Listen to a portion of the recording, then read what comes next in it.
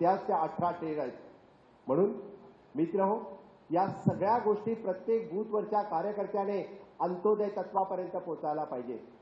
आपण दीनदयाळ उपाध्याय, श्यामाप्रसाद मुखर्जी यांचे तत्व पुढे घेऊन अंत्योदय, ग्रामोदय, सर्वोदय या 3 तत्वावरती काम करतोय.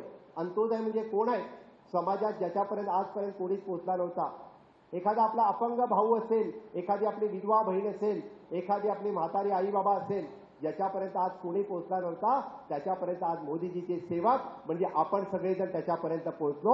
हेच तर खरं अंत्योदय आहे. आणि हे अंत्योदय करत असताना आपण ग्रामोदय म्हणतोय. गावागावापर्यंत रस्ते पोहोचले, वीज पोहोचली, त्याच्यापर्यंत त्याच्या घरापर्यंत शौचालय पोहोचला. हे कधी झालं?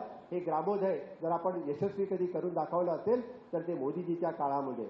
आणि हे सगळं करत असताना अंत्योदय, ग्रामोदय आणि सर्वोदय हा मंत्र घेऊन आपण काम करतोय. आपण आपल्यासाठी काम करत नाही, आम्ही स्वार्थासाठी कधीही काम करत नाही, त्या राज्यासाठी आणि देशासाठी काम करतोय. म्हणून तर माननीय प्रधानमंत्री त्यांच्या विविध योजना, मग ती डीबीटी असेल किंवा जनधन अकाउंट असेल किंवा प्रधानमंत्री इन्शुरन्स योजना असेल, उज्ज्वला योजना असेल, अशा एकापेक्षाही एक योजना काढून बघा. मला तुम्ही सांगा, यूपीएच्या कार्यकाळामधली एक योजना आज तुम्हाला आठवत असेल तर सांगा. यूपीए सरकाराच्या कार्यकाळामध्ये काढलेली एक तरी योजना प्रत्येकाने सांगावी, आठवावं आणि सांगावं. माझी चॅलेंज आहे काँग्रेसवाल्यांना, तुमची एक योजना सांगा, नाहीतर आम्ही आमच्या 100 योजना, मी नाही आमच्यातला कोणीही कार्यकर्ता उचलून सांगेल कितीतरी योजना असेल ज्या आम्ही लोकांपर्यंत पोहोचवल्या.